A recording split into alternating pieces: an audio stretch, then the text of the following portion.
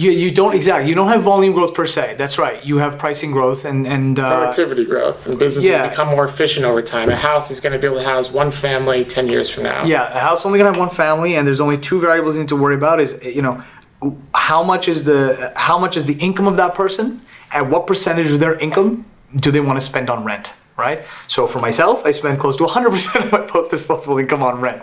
That's Manhattan.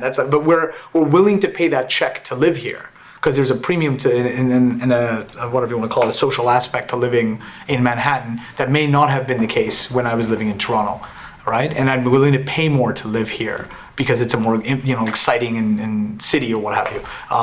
So over time, you'll notice every great city, the percentage of income spent on rent grows. That's pricing power. Some cities have pricing power. London has pricing power. New York has pricing power. In Canada, Toronto has pricing power. So predicting, if I had just predicted the rental rate of New York in 1950 based on inflation, I would have, my rent went up with 10% this year, and it's probably happened 65 times since then, beforehand. So I'm sure that people have completely miscalculated the rental increase in New York.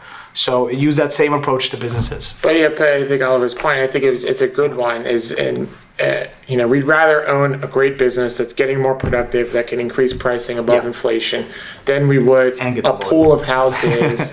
In these, the tier 1 cities. Yeah. Because they're still going to be able to house the same family year after year after year. I think there's more money to be made on stocks. Yeah.